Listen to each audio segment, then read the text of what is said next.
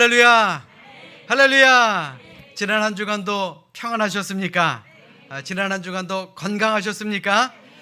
제가 지난주에 말씀 전할 때 좀 죄송스러운 일이지만 좀 설레발을 먼저 떨었습니다. 조금은 시원한 한 주가 아니었나 여러분들에게 그 말씀을 드렸는데 하나님께서 너 교만하지 말라고 경고하신 것인지 지난 한 주간 너무너무 더웠습니다. 그래도 잘 견뎌내셨죠? 이 자리에 온 것이 은혜가 아니겠습니까? 건강하게 하루하루 잘 견디고 이겨내셨기에 이 예배 자리에 오신 줄로 믿습니다. 이제 내일부터는 8월이 시작됩니다. 이제 조금만 더 견디면, 조금만 더 잘 지내면 우리 올 여름도 무난하게 지내게 될 것입니다. 우리 마지막까지 잘 견뎌내시고 이겨내시고 올 한 해 행복한 기억들이 많고 또 놀라운 기적들이 많은 그런 한 해가 될 수 있기를 주님의 이름으로 간절히 축원합니다. 자, 우리 옆에 있는 분들과 이렇게 인사합니다. 우리 내일부터 8월이 시작됩니다. 자, 이렇게 인사하겠습니다. 내일부터 8월이 시작되니 감사하며 삽시다. 그래요. 8월이 시작되는 게 좋으신가요? 저는 하루하루 나이가 먹는 게 별로 그렇게 좋지는 않지만 그래도 여름이 지나가는 건 빨리 좀 지나갔으면 좋겠습니다. 자, 우리 다시 한번 인사하겠습니다. 이제 조금만 더 견디고 이겨냅시다. 그래, 우리 조금만 더 견디고 이겨내면 분명히 시원한 가을이 오게 될 줄로 믿습니다. 모든 인생이 그렇듯 천국도 마찬가지인 것 같습니다. 이 세상에 사는 것이 행복한가요? 늘 행복하지는 않은 것 같습니다. 그러나 힘겹고 어려운 일이라도 우리가 천국을 바라보고 잘 견디고 이겨내면 마침내 우리에게는 영원한 생명, 영생이 기다리고 있음을 기억하시기를 주님의 이름으로 간절히 축원합니다. 우리나라 말에 쟁이라는 말이 있습니다. 그런데 이 말을 끝에 붙이면 그렇게 좋은 의미로 들리지는 않습니다. 또 그렇게 쓰여지지도 않고요. 예를 들어 심술쟁이, 심술이 많은 사람 보고 심술쟁이라 그러죠. 그럼 욕심이 많은 사람 보고 뭐라 그럽니까? 그렇죠, 욕심쟁이. 자, 그런데요, 직업을 비하하는 말도 있습니다. 글을 쓰는 사람을 낮게 부르는 말이 뭐죠? 그렇죠, 글쟁이라 그럽니다. 그럼 그림 그리는 사람은요? 그림쟁이요? 아닙니다. 환쟁이라고 얘기를 합니다. 자, 그러면 예수 믿는 사람을 낮춰 부르는 말은 뭘까요? 맞습니다. 예수쟁이라고 부르죠. 이 쟁이라는 말은 사람을 낮게 부를 때 쓰는 말입니다. 그런데 어떤 목사님은 자기가 예수쟁이라는 말을 듣는 게 그렇게 좋더라라고 고백하십니다. 왜요? 이 예수쟁이라는 말은요, 예수에 미친 사람들을 말하는 것이기 때문에 그렇습니다. 또 예수 믿는 것 자체가 스스로 낮은 길을 가는 것이기 때문에 나는 낮아져도 된다, 예수쟁이라고 불려도 너무너무 좋다라고 말씀을 하시는 겁니다. 뿐만 아니라 그분은 크리스천이라는 말을 들을 때마다 이 크리스천이 영어가 아니라 그래서 천한 사람으로 새겨 듣는다 그럽니다. 이게 무슨 말입니까? 예수 믿기 때문에 그래서 천한 길, 아무도 알아주지 않지만 그래서 천한 길, 바로 우리 크리스천, 그런 사람들 예수장이가 걸어야 되는 길이다 라고 말합니다. 우리가 이 세상에서 믿는 사람으로 영향력을 잘 끼치지 못하며 살아가는 이유도 생각해보면 그 천한 길을 싫어하기 때문 아니겠습니까? 그러므로 우리 믿는 사람들, 그래서 천한 길을 기쁨으로 받아들일 수 있는 그런 사람이 되어야 할 줄로 믿습니다. 세상은요, 낮아지는 것은 굴욕입니다. 그러나 그리스도인들은 어떻습니까? 예수 그리스도로 인해서 내가 낮아지는 것이 오히려 기쁨이 되어야 한다라는 말입니다. 뿐만 아니라 이 세상 속에서 우리 참된 크리스천으로서의 사명 잘 감당하며 사는 여러분들 모두가 될 수 있기를 이 시간 주님의 이름으로 간절히 축원합니다. 자, 이 시간 우리 성경을 높이 들고 우리의 믿음을 고백합시다. 자, 우리 성경을 높이 듭니다. 저는 예수 믿어 구원받았습니다. 저는 예수 믿어 하나님 자녀 되었습니다. 저는 예수 믿어 천국 백성 되었습니다. 하나님께서 선물로 주신 오늘 하나님 말씀으로 가르침을 받습니다. 눈을 열어 주의 법 안에 있는 놀라운 진리를 보고 깨닫게 하소서. 아멘으로 순종하여 하나님께 영광 돌리는 삶이 되게 하소서. 아멘. 고백한 대로 사시기를 주님의 이름으로 축원합니다. 우리가 흔히 알고 있는 위대한 인물, 또 성공한 인물들은요, 실패와 또 실수를 하지 않는 그런 사람들이 아닙니다.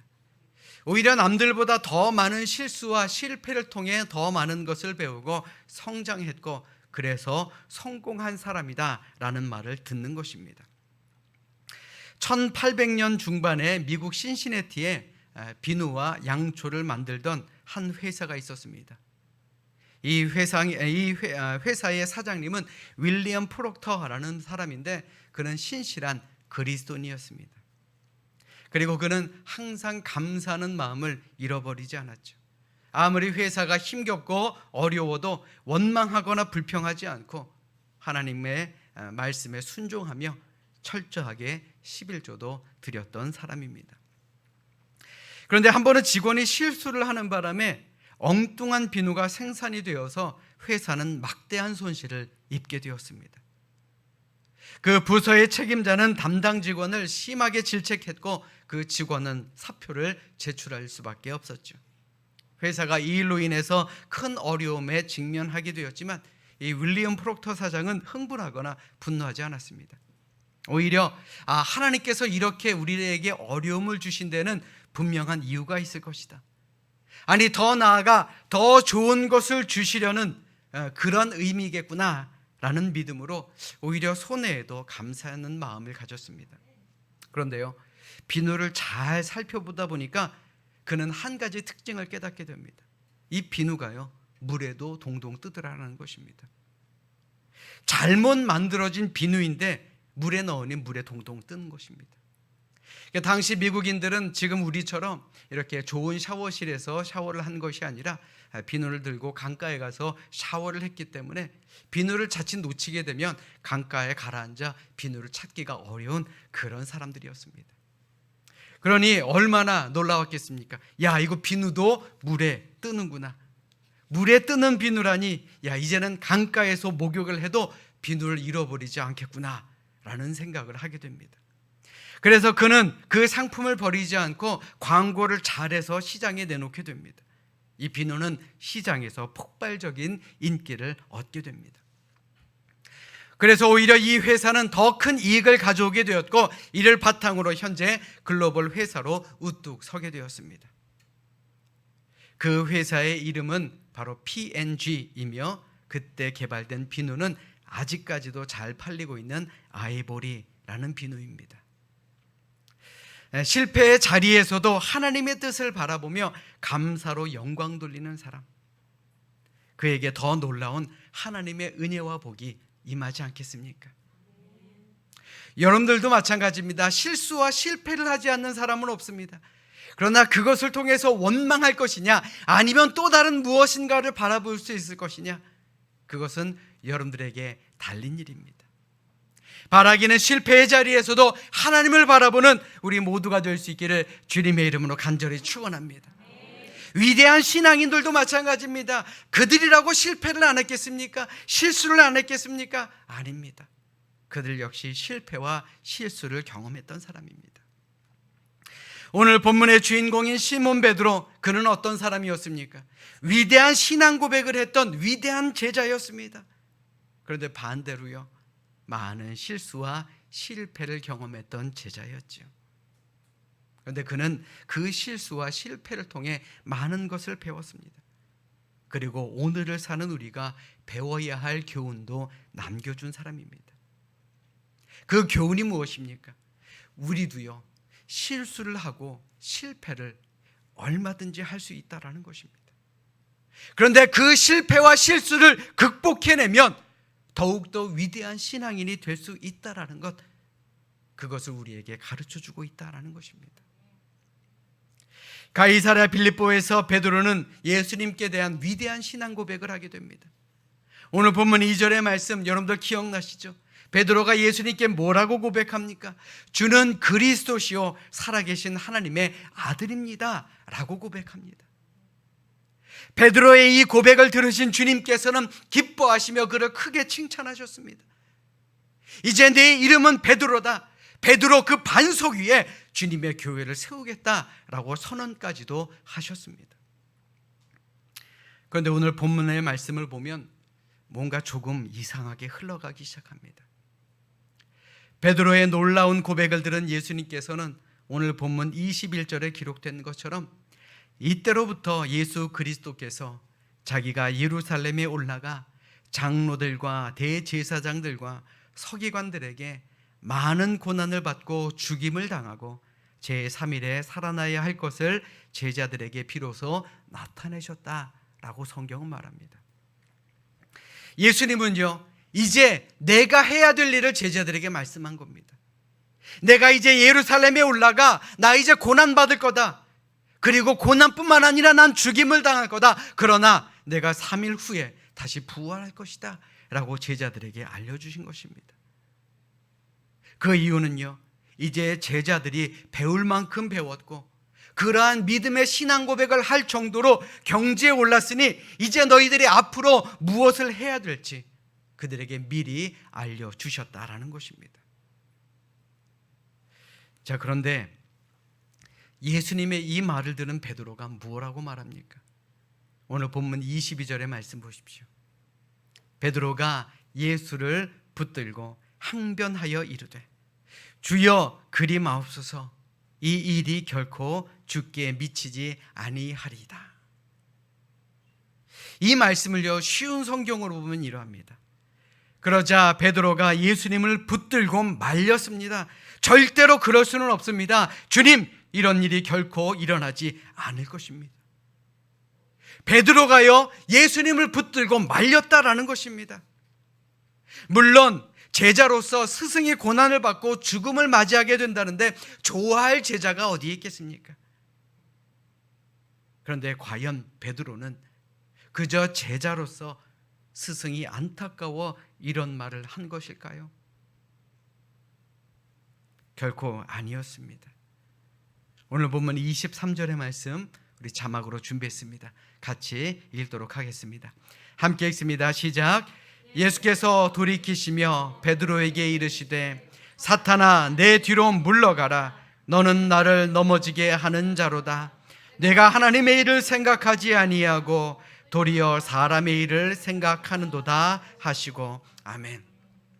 조금 희한하지 않습니까? 조금 전까지만 해도 베드로의 신앙은 그의 이름처럼 단단한 반석과 같은 사람이었습니다. 그러나 지금은 어떻습니까? 그는 예수님의 말씀에 순종하지 않았습니다.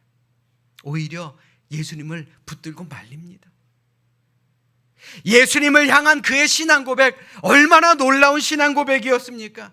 그리스도시요 살아계신 하나님의 아들입니다.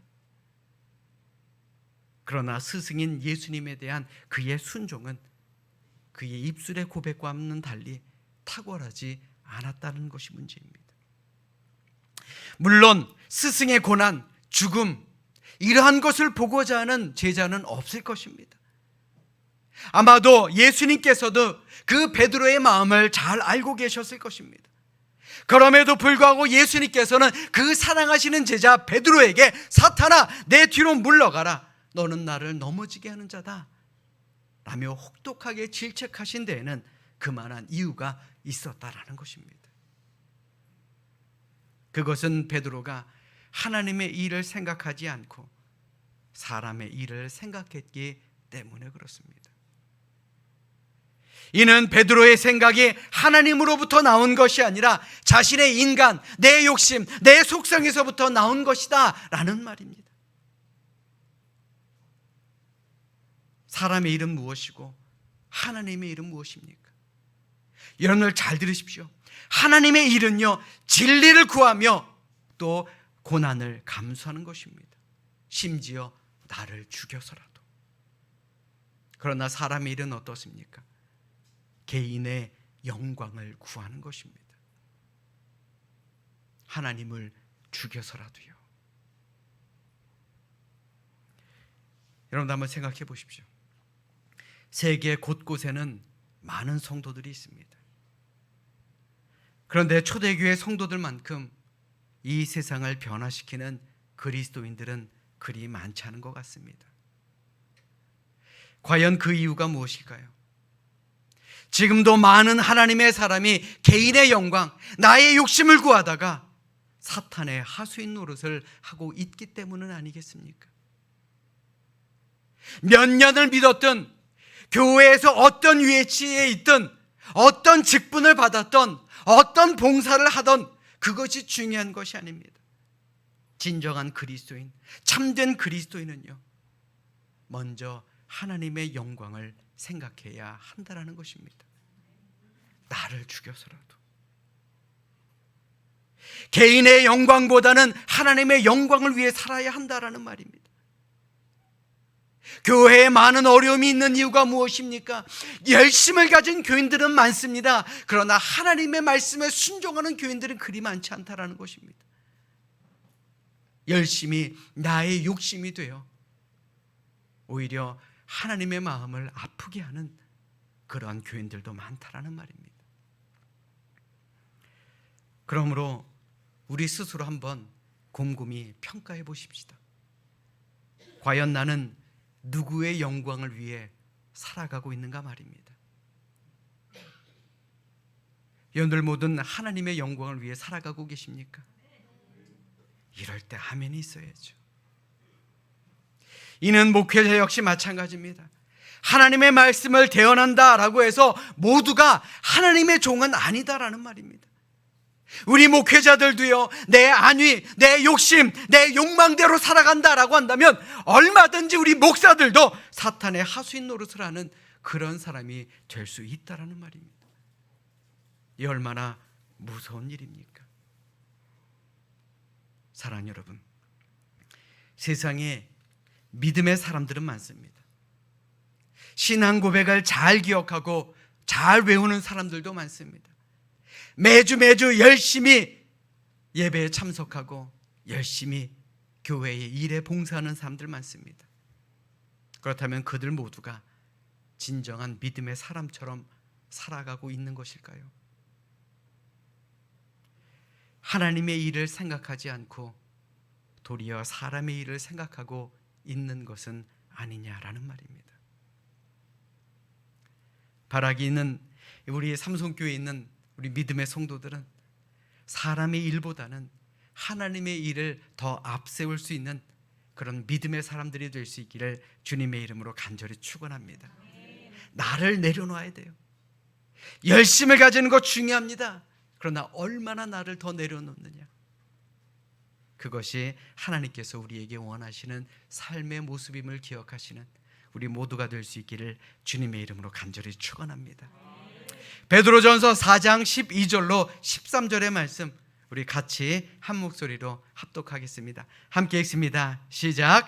사랑하는 자들아, 너희를 연단하려고 오는 불시험을 이상한 일 당하는 것 같이 이상히 여기지 말고 오히려 너희가 그리스도의 고난에 참여하는 것으로 즐거워하라.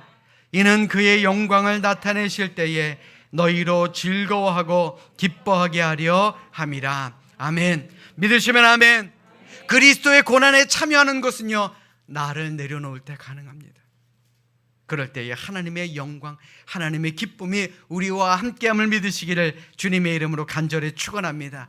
나를 앞세우지 맙시다. 주님의 뜻을 앞세웁시다. 그게 하나님께서 우리에게 원하시는 모습입니다. 자, 우리 따라서 합니다. 나를 부인하지 않으면 주님을 부인하게 됩니다. 자, 다시 한번요. 나를 부인하지 않으면 주님을 부인하게 됩니다. 이 부인한다라는 말이 무엇입니까? 나를 낮추고 나를 죽여야 된다라는 말입니다. 그런데 나를 낮추고 나를 죽이지 않으면요, 우리가 주님을 낮추고 주님을 죽일 수 있다라는 말입니다. 예수님께서 베드로를 책망하신 후에 제자들에게 이렇게 말씀하십니다. 오늘 본문 24절로 25절의 말씀에 보시면 누구든지 나를 따라오려거든 자기를 부인하고 자기 십자가를 지고 나를 따를 것이니라. 누구든지 제 목숨을 구원하고자 하면 잃을 것이요 누구든지 나를 위하여 제 목숨을 잃으면 찾으리라. 이는 제자의 조건을 말하는 것이죠. 왜 예수님께서 제자들에게 이런 말씀을 하셨을까요? 그 이유는 베드로를 제외한 제자들도 베드로와 똑같은 생각을 하고 있었기 때문에 그렇습니다. 이들은요, 예수님이 고난받기 위해, 십자가 위에 달리기 위해 이 땅에 오셨다라는 것을 이해하지 못하고 있었습니다. 오히려 현실적인 해방자, 정치적인 해방자, 로마의 압제로부터 우리를 구원해 줄 현실적인 구원자로 예수님을 생각하고 있었기 때문에 그렇습니다. 그러니 예수님을 그렇게 열정적으로 따라다녔던 이스라엘 민족들이 오히려 예수를 못 박으라고 소리 지른 것 아니겠습니까? 제자들도 마찬가지입니다. 그들 역시 잘못된 메시아관을 갖고 있었기 때문에 예수님의 순환과 죽음을 가로막고자 했던 것입니다. 물론 이러한 것이 스승을 위한 충정심이다 라고 말할 수도 있겠지요. 그러나 스승 앞에 장애물이 되어 스승을 넘어지게 만드는 잘못된 일 아니었겠습니까?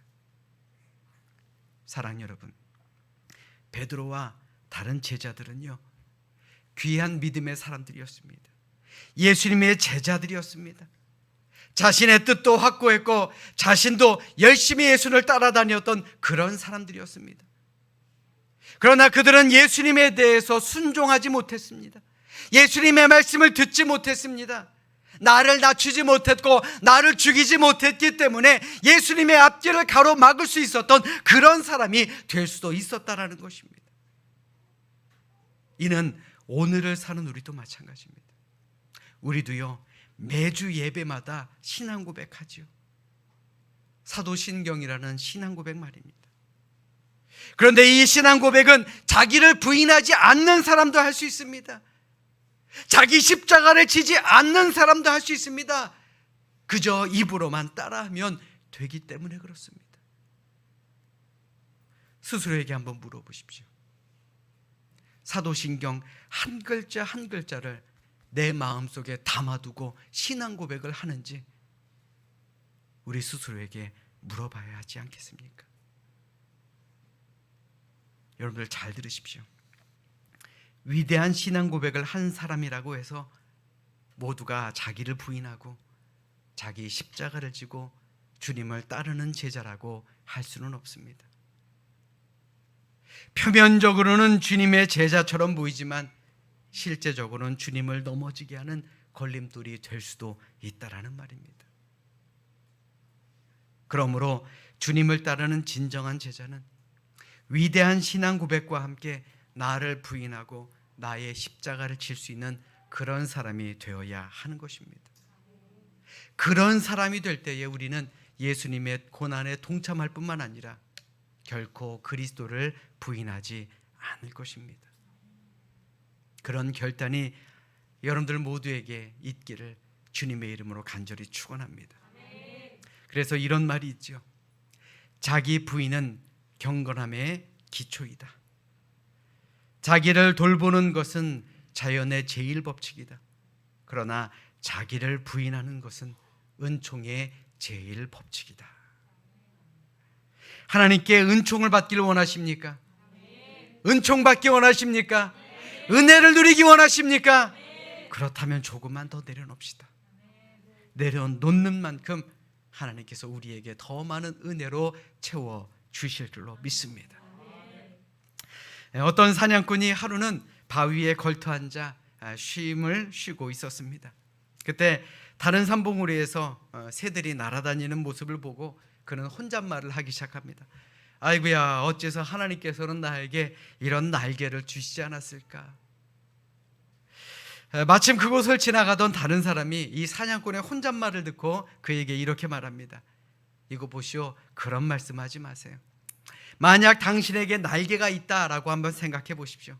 아마 당신은 곧 이렇게 불평할 것입니다. 아유, 왜 이렇게 약한 날개를 주셨나? 나도 강하고 튼튼한 날개를 주셨으면 얼마나 좋을까라고 말입니다. 그런데 당신에게 만약 하늘을 훨훨 날 수 있는 날개가 주었다라고 생각해 보십시오. 그러면 아마 당신은 왜 나는 천사가 되지 않았을까 하는 생각을 하게 될 것입니다. 그러면 이번에 당신의 소원대로 천사가 됐다라고 한번 상상해 보십시오.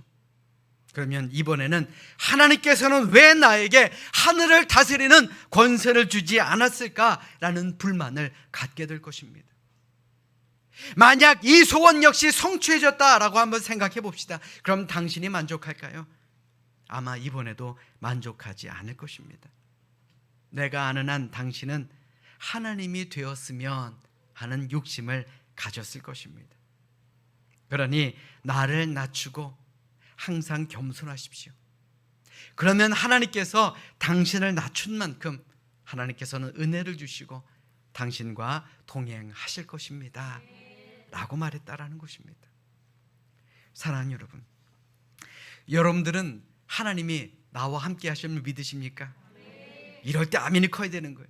믿으십니까? 우리 믿음의 주인이 누구입니까? 바로 하나님 아닙니까? 하나님께서 우리를 창조하셨고 우리를 구속하셨고 우리를 지명하여 부르셨고 너는 내 것이다 라고 말씀하셨습니다. 믿으시면 아멘. 그런 우리 모두가 되어야 하지 않겠습니까? 로마서 14장 8절의 말씀을 통해 사도 바울은 이렇게 말합니다. 우리가 살아도 주를 위하여 살고 죽어도 주를 위하여 죽나니 그러므로 사나 죽으나 우리가 주의 것이로다. 아멘. 이러한 사도 바울의 고백이 우리 모두의 고백이 되어야 할 줄로 믿습니다. 아멘. 어느 날 무디 목사님께서 설교를 마치고 교인들에게 이런 숙제를 내주셨습니다. 마태복음 27장 22절에 보시면 빌라도가 이르되 그러면 그리스도라 하는 예수를 내가 어떻게 하랴? 라는 그 구절을 교인들에게 읽어주며 일주일 동안 한번 깊이 묵상해보라 라는 숙제를 내주셨습니다. 이 질문은요, 빌라도라는 사람이 군중들에게 던진 질문입니다.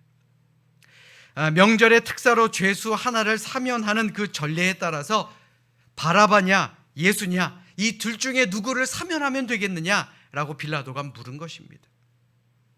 그때 사람들이 누구를 택합니까? 바로 바라바였습니다. 왜요? 그는 현세에 더 많은 도움을 주는 사람이었기 때문에 그렇습니다.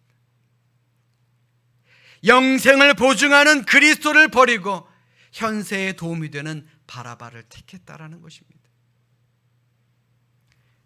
무디 목사님은 그 구절을 교인들에게 주며 과연 오늘을 사는 우리라면 누구를 선택했겠느냐라는 숙제를 내주셨다라는 것입니다. 사랑 여러분, 우리도 한번 이 숙제 풀어보십시다. 옛날 군중들처럼 현실에 유익함을 주는 바라바를 택할 것이냐, 아니면 영생을 위하여 십자가를 지신 예수 그리스도를 선택할 것이냐. 여러분들 잘 들으십시오. 육체의 안일함을 선택할 것이냐, 아니면 주님과 함께 십자가를 지고 나를 죽이고 결국 하나님의 나라를 위해 살 것이냐. 어떠한 결단을 내리시든 그것은 여러분들의 몫입니다. 그러나 그 결과는 분명 달라지게 될 것입니다. 그러므로 이 시간 진정으로 바라기는 나를 위한 예수님을 섬기지 마시고 예수님을 위한 내가 될 수 있도록 나를 부인하고 낮추고 죽이며 십자가를 지는 그런 주님의 말씀에 순종하는 참된 그리스도인들이 되시기를 이 시간 주님의 이름으로 간절히 축원합니다. 축원합니다. 기도하겠습니다.